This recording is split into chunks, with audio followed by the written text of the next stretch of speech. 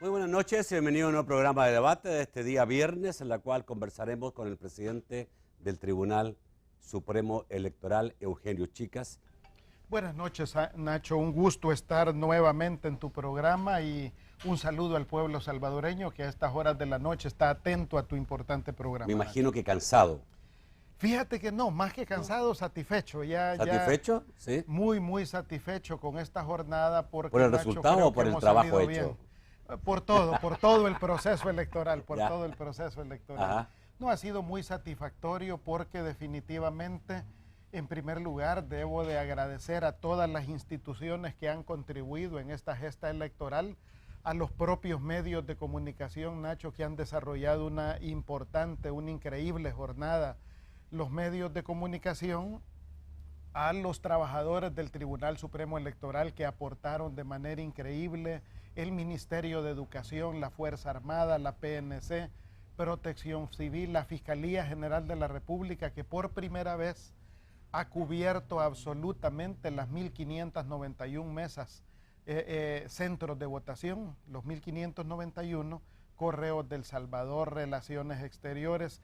Francamente, el trabajo interinstitucional funcionó. La mesa de seguridad, en la mesa de seguridad está el Ejército, la Policía, la Fiscalía, Inteligencia del Estado. Desde ahí hemos monitoreado todo este evento electoral, Nacho, y estamos muy satisfechos en ese sentido. Bueno, sin duda, digamos, y hay que felicitar al tribunal por la transmisión de datos. Fue sobre todo para los medios que estábamos acostumbrados a pasarnos 2-3 horas ahí contando votos de urna por urna.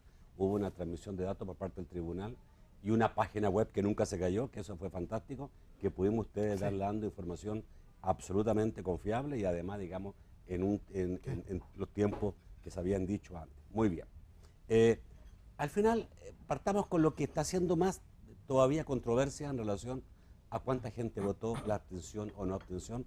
Hoy día mismo, el diario de hoy, volvía a insistir en que la concurrencia de la urna no sobrepasó el 54%. Fíjate que eso es importante aclararlo, y como ese es un tema polémico, traigo una tablita en esto, Nacho. ¿Qué es lo que señala esta tablita? Es lo siguiente. Si es posible, Se está enfocando. Entonces, 4.955.107 ha sido el padrón con el que fuimos a esta elección, Nacho.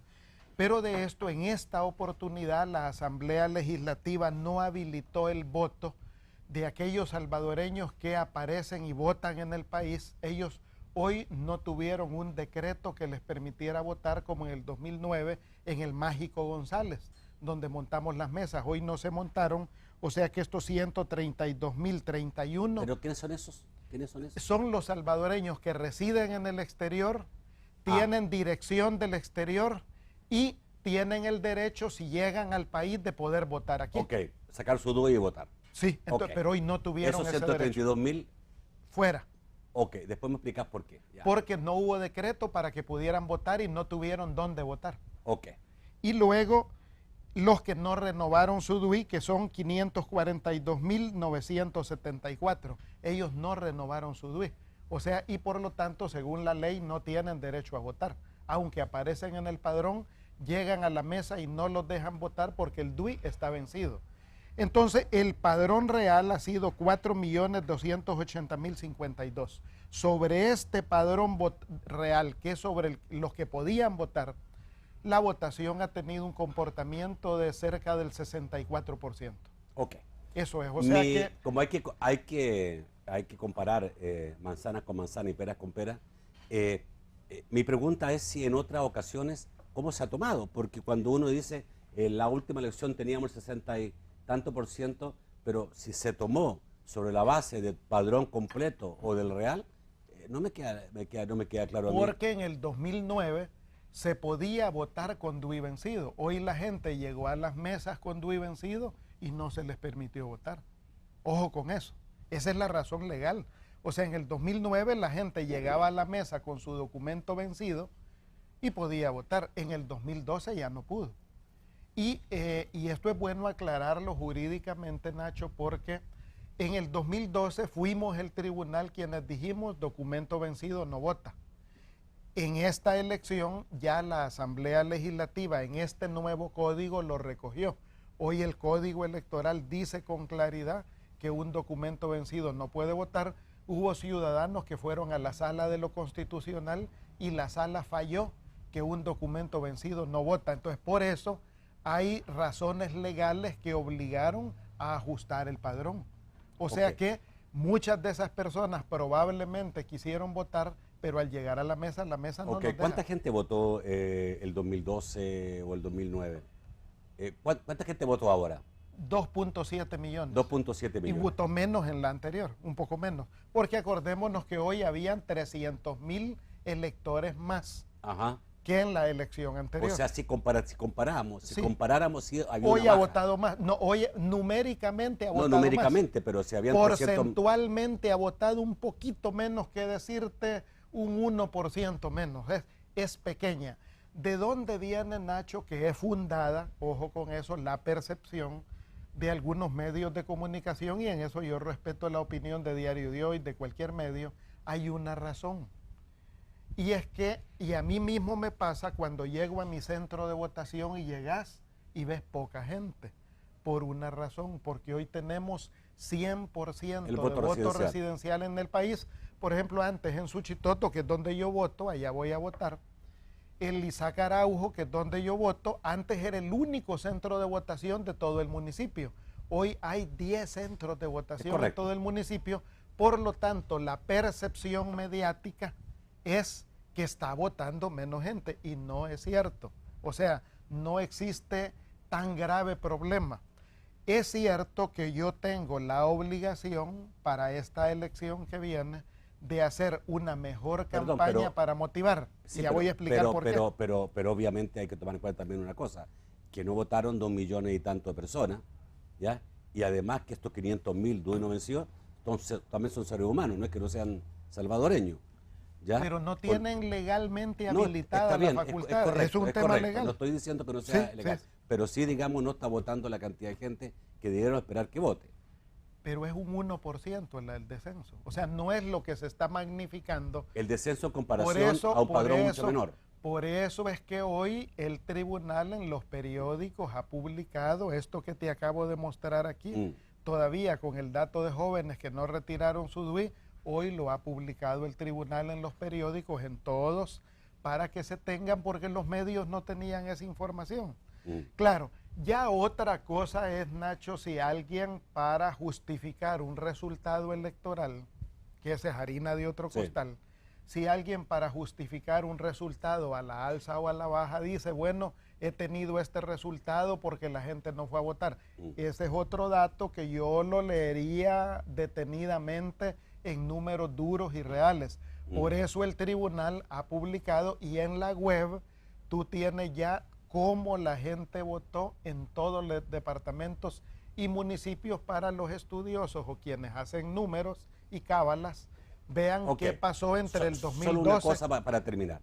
Si tú dices que votó un 1% más que el 2000, no sé si más o menos, que el 2012, ¿ah? Sí, porcentualmente. Votó un 1% más que el 2012. Un poquito menos. Pues, ¿Y cuál es la diferencia del padrón entre el 2012 y el 2014? No, pero es que eso no tiene nada que ver. Por eso te digo, hoy numéricamente votó más gente que en el 2012. Sí, pero hay mucho más empadronados. Así es, pero votó más gente hoy. Sí, no, correcto. O sea, correcto. Absolutamente votó más gente, y porcentualmente votó virtualmente lo mismo. Ok, pero obviamente... Por eso yo diría, Pero obviamente en términos normales debió haber aumentado en un 5, 6, 7% en comparación, habiendo mucho más empadronados. Lo que pasa, te voy a explicar otra razón.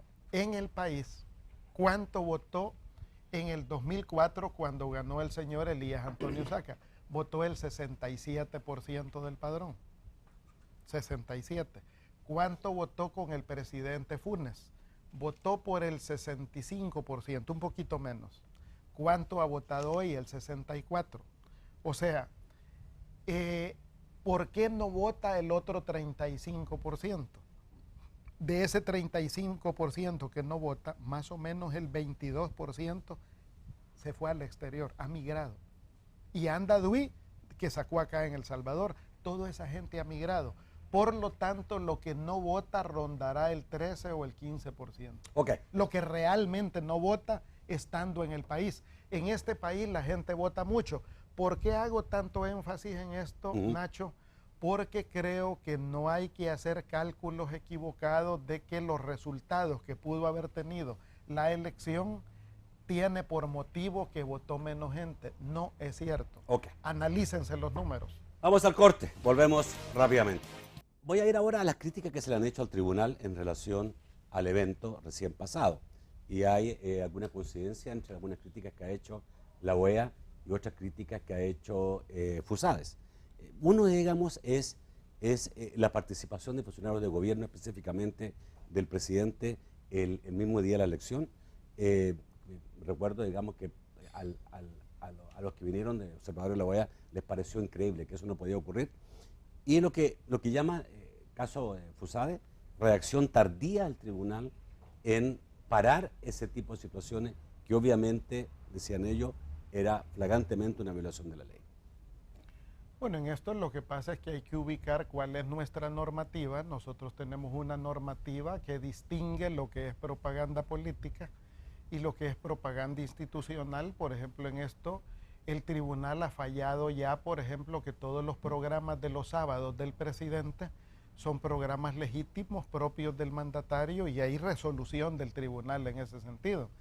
Que si algunos adversan y no están de acuerdo con eso, bueno, lo lamento, pues, pero esa es la resolución del tribunal en esa materia y está circunscrito en las normas del país. Igual, por ejemplo, hubo un señalamiento respecto a cierta publicidad del Ministerio de Economía, donde llama a lo de la tarjeta del gas y todo eso, si eso es material electoral, y el tribunal falló ya sobre eso, que de ninguna manera es un material electoral, es un material al que tienen derecho los usuarios y el gobierno de informarle a la gente sobre eso. O hubo otra demanda, por ejemplo, respecto a buses, los del Citram, pues también, y eso entiendo que es una empresa privada, no son del Estado esos buses. O sea que hay ciertas cosas de fondos legales que hay que aclarar en ese sentido, y el tribunal no tenemos más cometido que cumplir la norma jurídica, y cuando ha habido que detener algo,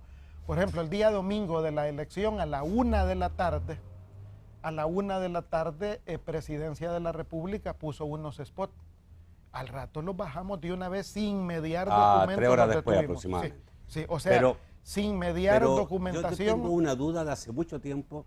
He vivido muchas elecciones en El Salvador, sí, y no recuerdo ninguna elección donde la publicidad gubernamental haya sido, tengo entendido que era o 15 días antes o un mes antes que paraba. Yo me recuerdo que cualquier tipo de publicidad, no solamente inauguraciones, cualquier tipo de publicidad. Hubo un cambio en la ley. Legalmente, lo que es inauguración de obras, pero otros gobiernos tenían prohibido hacer. Siempre ha sido la misma normativa, Nacho, siempre. O sea que a lo mejor, digamos, los otros le aplicaron de una manera y le aplica de otra. Siempre ha habido publicidad gubernamental en todos los eventos electorales previos a la elección. Publicidad, otra cosa es campaña, u otra cosa es anuncios. Y otra, o sea, siempre ha habido comunicación gubernamental, lo que la ley regula con claridad, que no puede haber inauguración de obras, difusión de obras. Nada más regula la ley. Y eso es lo que tenemos que vigilar. Nada más regula la ley. El tribunal. Bueno, yo tengo otra memoria diferente. Sí, porque sí me recuerdo, es y como dirigía medios, me recuerdo, cuando uno sabía que en tal fecha se acababa la publicidad gubernamental, que era 15 o un mes antes. Es que son 30 días antes, por ejemplo, hoy. Pero ningún tipo de publicidad. No. Siempre es obra, siempre. Eso no cambió del viejo código al nuevo código, no ha cambiado. Lo que es claro, por ejemplo, hoy, el gobierno debe de cesar. Las alcaldías, las autónomas y el gobierno no pueden inaugurar más obras, ni pueden referirse a obras pasadas o a futuras desde el día 11 de febrero a las 12 de la noche. Referirse, pero puede inspeccionarse, lo mismo en el fondo.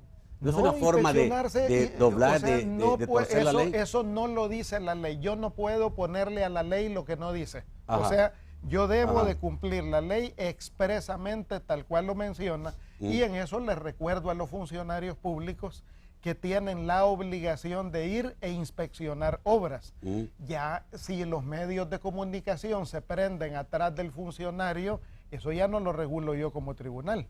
O sea, me explico, o sea, ¿cómo le impido a un medio de comunicación que vaya y haga cobertura noticiosa porque un funcionario fue a inspeccionar cómo ve el puente, en qué estado va la construcción? Porque es obligación del funcionario ir a inspeccionar si el hospital, si el puente, si la clínica la están construyendo Del como presidente de la corresponde. República, obligación. Igual si él es el jefe del Ejecutivo. Ya. Y pero no es en una ese forma caso, de interpretar y un poco torcer el espíritu no me de una ley. parece que no, porque ¿No? es su obligación ir a ver eso, y él no le pone el cuchillo a los medios para que lo acompañen. Ajá. Bueno, estoy leyendo un artículo que apareció el día de ayer en el diario El Mundo, firmado por el Instituto Iberoamericano de Derecho Constitucional de El Salvador, y dice, digamos, cierto, que descaro la parcialidad del Tribunal Supremo Electoral. Y dice que reconocen, digamos, cierto, que la elección fue hecha en términos logísticamente a la perfección, pero muestran su inconformidad de la manera como se desarrolló la campaña electoral con abusos de poder y la parcializada actuación del Tribunal Supremo Electoral.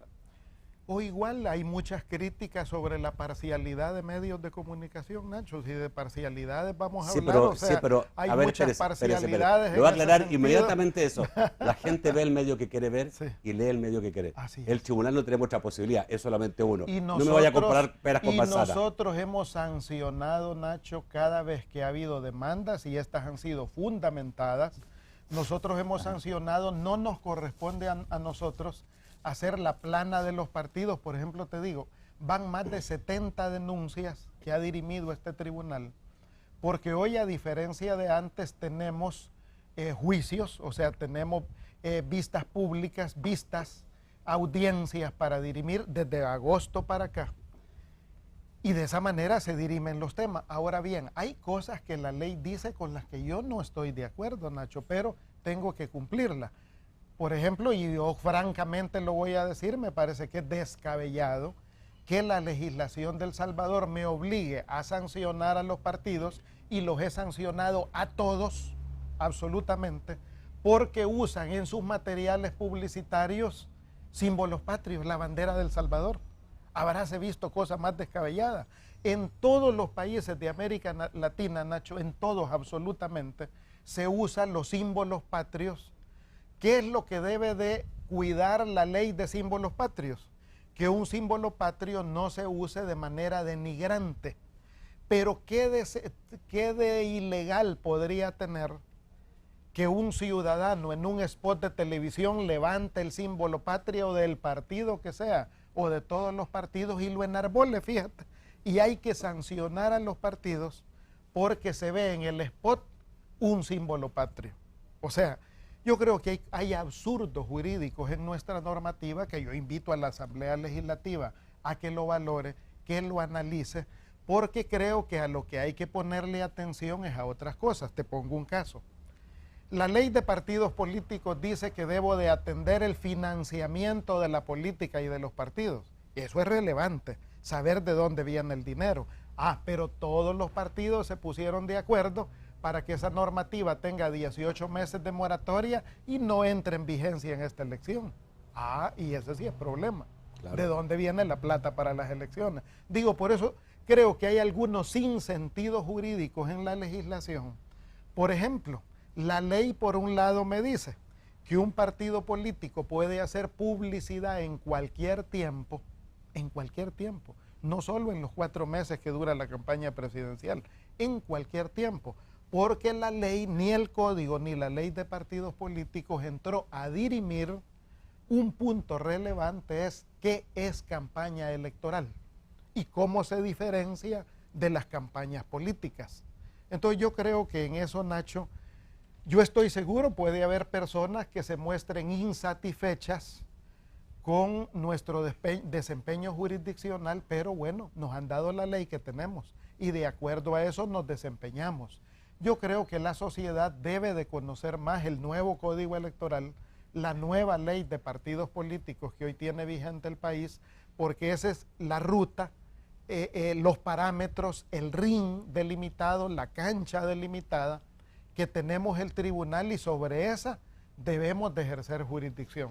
En relación al proselitismo que se da en los centros de votación, en los alrededores y algunas veces dentro de los centros de votación, la OEA fue muy clara en eso. O sea, le pareció que era una de las cosas que el tribunal debía buscarle alguna solución, porque no era posible que dentro de un centro de votación existiera, ¿no? No, eso debo de ser claro, Nacho, eso es de ley. Yo lamento mucho y respeto que a alguien no le guste nuestra legislación, pero es nuestra legislación. Por ejemplo, el que haya colorido dentro de los centros de votación, así lo dice la ley. O sea, en los únicos, de acuerdo a la ley, que no pueden tener colorido partidario son los miembros de la mesa. Los vigilantes sí, los electores pueden ir con la cara del candidato en una playera sin ningún problema, porque así lo dice la ley de El Salvador. Y por lo tanto, un observador nacional o internacional, su marco de observación es el respeto de la ley, lo que diga la ley. Puede ser que eso en otros países sea diferente, pero aquí es como es. Y aquí un ciudadano puede tener la alegría de la bandera de su partido, ponérsela en una camiseta y llegar así al centro de votación. Lo dice la ley. ¿Me explico? O sea, eso no lo prohíbe. ¿Verdad? O sea, y expresamente dice que los únicos que no pueden usar colorido partidario son los miembros de la Junta Receptora. De ahí la gente, hasta el perro que lleva al centro de votación, le pone la playera. Pero digo, esa es la alegría de nuestro proceso electoral. O sea, yo creo que a eso no hay que tenerle temor, porque es el momento en que la gente expresa sus preferencias, su colorido, sea del bando que sea. O sea, esa es nuestra ley, esa es nuestra norma. Podrá ser exagerado porque en otros tiempos por el conflicto eso no se podía expresar, y hoy la gente se siente feliz, alegre de mostrar sus preferencias. Bueno, vamos al corte, volvemos rápidamente. Bueno, y vamos a hablar ahora de lo que viene, que es el próximo 9 de marzo, y esta preparación a la segunda vuelta de las elecciones. Vamos a tratar de ir un poco rápido, pero por ejemplo, me llamó la atención que está pasando un spot del Ministerio del Trabajo, que está advirtiendo a los patronos por la posibilidad de caer en coacción electoral. Parece, digamos, que se han dado casos de empresas que han estado coaccionando a sus trabajadores para que voten de determinada manera. ¿Hay algo concreto en ese aspecto, o es que el Ministerio del Trabajo está haciendo esto como una precaución nada más? Ha habido señalamientos públicos, denuncias nosotros no hemos tenido como tribunal, nadie ha llegado al tribunal formalmente a interponer una denuncia. Lo que recibimos son muchas llamadas telefónicas de gente que se queja, eso sí, pero formal denuncia no. Yo creo que hace bien el Ministerio de Trabajo, es primera vez que eso ocurre, ya que no creas que esto es un tema solo de las grandes empresas. Hay mucha microempresa y pequeña empresa que puede ser por rentabilidad, por las cosas que sean, que no le dan permiso al trabajador de ir a votar porque tenés que mantenerme el negocio abierto. O sea, se da mucha arbitrariedad. A ver, la ley establece que todos deben tener el permiso para ir a votar. Lo que la ley establece es el sagrado derecho del voto, pero no hay regulación específica. Se sobreentiende que un patrono le dé el permiso a sus trabajadores, si no le para da, que puedan. No hay nada por ningún lado. Pero en ese sentido, lo que debemos de observar es que el derecho al voto es libre, etcétera, que no debe de haber coacción, y con el Ministerio de Trabajo vamos a trabajar conjuntamente ese tema, porque digo, no está dirigido a un segmento de empresas, sino a muchas empresas donde puede haber o coacción o puede haber sencillamente, especialmente las empresas de servicio, que no le den la oportunidad al trabajador de ir a votar. Y ese es un problema. La idea es que pueda ir a votar el trabajador. Porque tenemos preocupación, Nacho, de que en la segunda vuelta siempre vota menos gente aquí y en la Cochinchina. Sí. O sea, los balotajes, la segunda vuelta siempre tienen menor participación. Estoy matando el chucho a tiempo, como se dice popularmente, porque no debería de sorprender, ahí sí, de que en segunda vuelta pues tengamos menos participación. Es mi obligación, es la obligación del tribunal desplegar una campaña invitando a los salvadoreños y salvadoreñas a votar este 9 de marzo, a decidir este 9 de marzo. Esa campaña veo que pediste solamente $500,000, es bastante poco. No, para hacer una campaña. Es bastante plata. ¿Es bastante plata? Es bastante plata, bastante dinero, porque además de eso... ¿Cuántos días son? Yo tengo otra referencia. Serán con lo que es el proceso administrativo, al final son 21 días más o menos. 21 días de una campaña. 21 días de una campaña. Una idea, por ejemplo, la gente decía lo que se hizo ahora fue muy poco. Nosotros tenemos ahorita más o menos unos 300,000 es lo que tenemos, más los 500,000 serán 800,000. 800,000. Sí. Va a ser una campaña fuerte para llamar a votar. Para llamar a votar si es que me dan el refuerzo presupuestario. Podrían no dártelo. Y si no da, no hay campaña de motivación. Depende de que me den los centavos, o sea, y recordemos, Nacho, que... ¿Por qué no se hizo la primera vuelta? Invertimos $200,000, 200,000. Muy poco. Porque recuerda, Nacho, que a nosotros nos recortaron más de 1,5 millones en publicidad cuando nos autorizaron. ¿No obliga al tribunal la campaña de motivación? ¿No está obligado por ley el tribunal a hacerla? Sí, pero me recortaron el dinero. No pregunto, ¿pero la ley lo obliga? Sí, nos obliga. Lo que no dice la ley es cuánto vayas a invertir. Ajá. Desde $10 en adelante es campaña. Pues, o sea, el tribunal quiso realmente motivar a la persona a votar. Nosotros, recordemos, en nuestro presupuesto habíamos situado más dinero para publicidad y nos recortaron más de 1,5 millones solo en publicidad. Por lo tanto, tuvimos menos dinero para esto. Ahora, digamos, va a ser diferente. Y se va a motivar a votar. Espero si nos aprueban el $500,000 de refuerzo. Si no, pues lo haremos con los menos de 300,000 que tenemos. Ok. ¿Cuál es la proyección de aquí a las elecciones? Ya diste algunos datos. Hasta el día 8 puede pautar el gobierno, creo que mañana. De ahí para adelante, a mí no me quedó claro, digamos, si el gobierno va a poder seguir pautando publicidad. Sí va a poder, ¿no? Sí, puede seguir pautando. Por ejemplo, lo que no puede es inaugurar obras. Obras pasadas, presentes, proyección de obras, no puede. Pero lo que debe y puede es mantener la comunicación, la información. Por ejemplo, el Ministerio de Economía tenía un spot informativo para los usuarios del servicio del gas doméstico, sobre cómo se maneja la tarjeta, esa información. Pero, por ejemplo, gubernamental. ¿puede el presidente pedir 5 años más en todo este periodo? No me puedo pronunciar sobre ese tema porque no sé si hay alguna demanda sobre eso. Y tendré que ejercer jurisdicción, no te puedo adelantar criterio. O sea, puede ser que alguien no lo vea bien, haya una demanda y pues tendremos que valorar jurisdiccionalmente cómo actuar ante ese hecho. Los partidos políticos tienen hasta el día 6 de marzo para hacer... Hasta el 5 de marzo a las 12 de la noche. Para hacer la publicidad. Para hacer su publicidad. Desde ya, al nomás cerró la elección el día lunes, ya podían desplegar la campaña. Nosotros convocamos a esta segunda vuelta el próximo martes en la mañana, próximo martes a las 8 de la mañana. Sin embargo, en una interpretación constitucional les ordenamos a los partidos, corra, porque la campaña no está sujeta a la convocatoria, porque son candidatos ya inscritos, que una segunda ronda... O sea, aquí no hay nada más que hacer, sino que solamente continuar el proceso. Continuar el proceso, están inscritos los partidos, ya se sabe quiénes son, etcétera. Entonces les dijimos, avance con su campaña.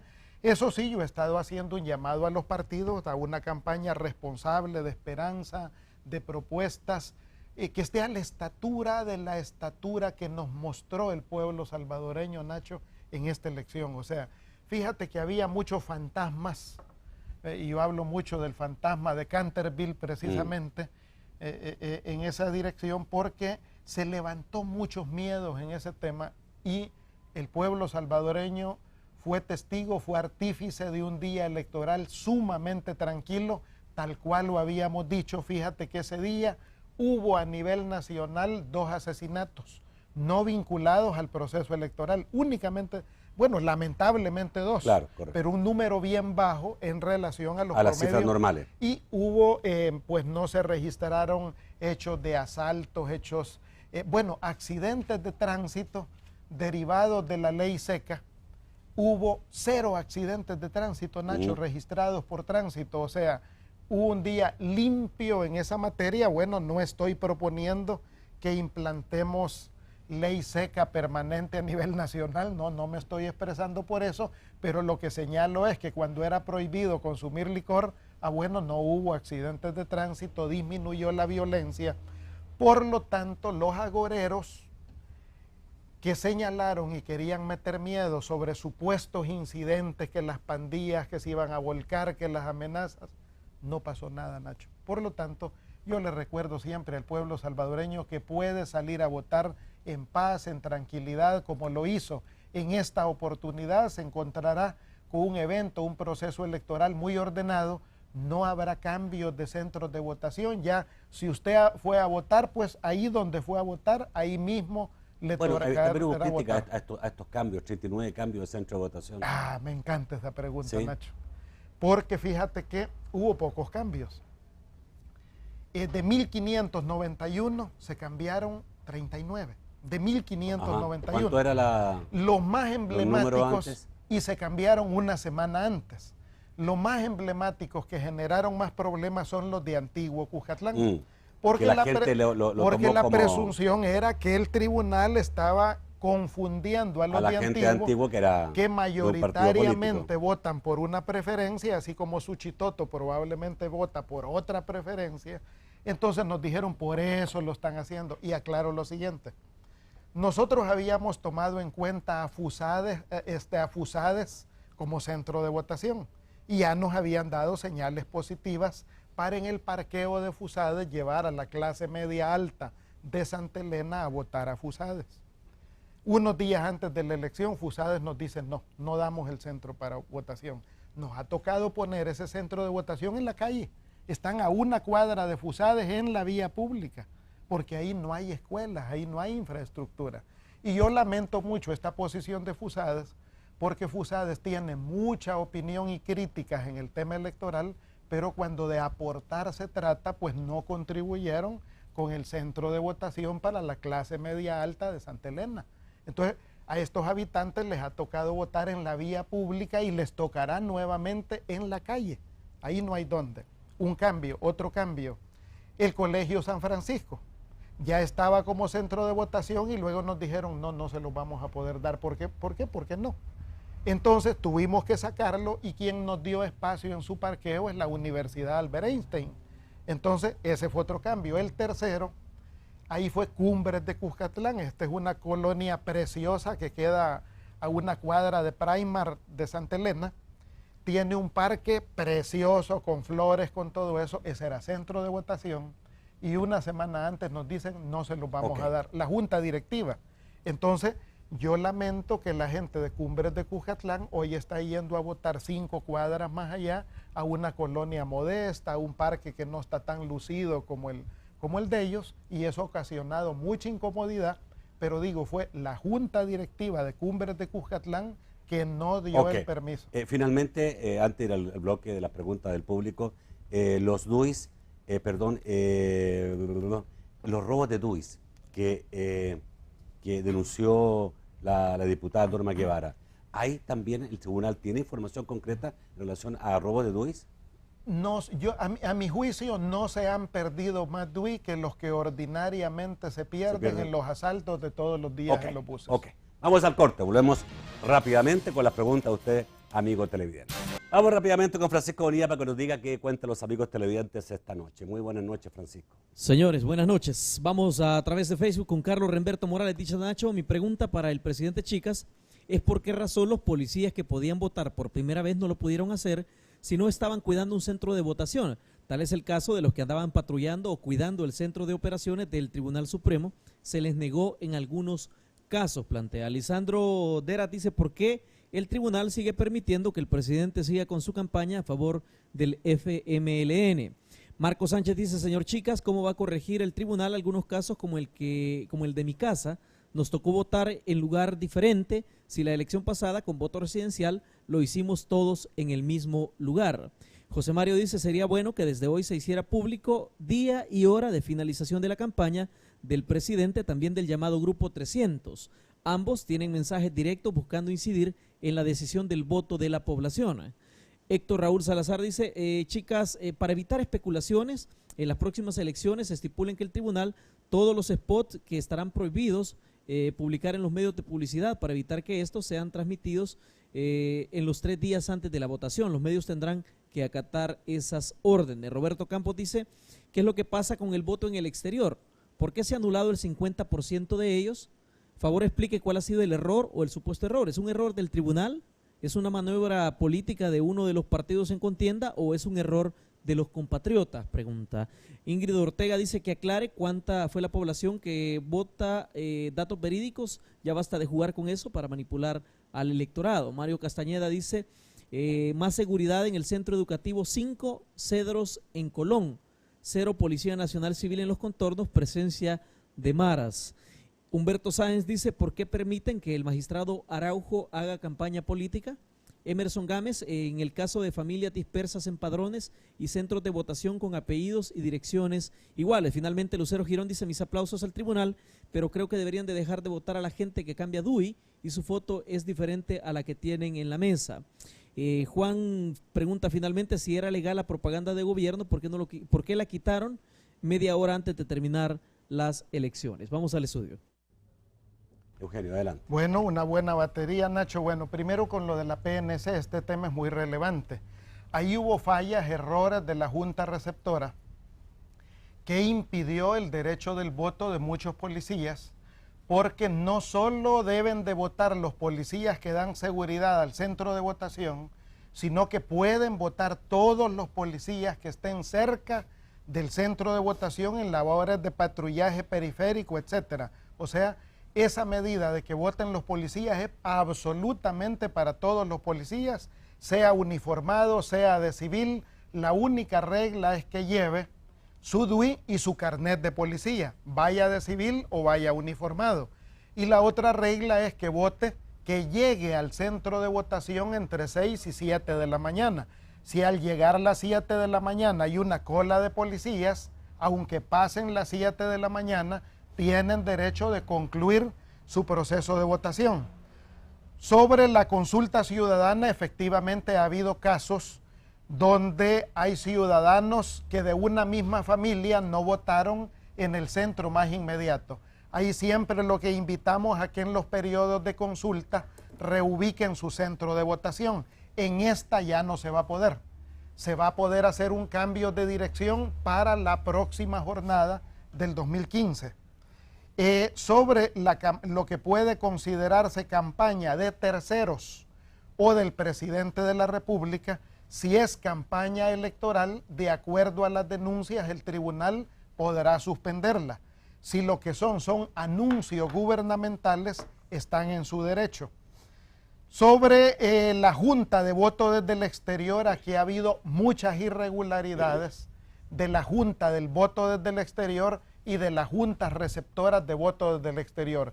Inexplicablemente, y a mi juicio, el error no ha sido de la gente. No ha sido del votante. Es de la Junta, es de la Junta.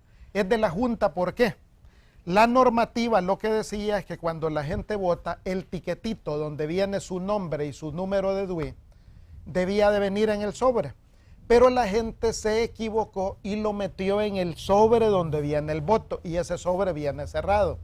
Al llegar ese sobre a la Junta Receptora, al no encontrar el código de barras con esos datos y ver lo que iba adentro, al poner a trasluz vio que iba adentro del sobre, abrió el sobre del voto, sacó el papelito sin sacar el voto, sin desdoblarlo, sacó el papelito, identificó al elector y luego el sobre ya roto lo depositó en la urna.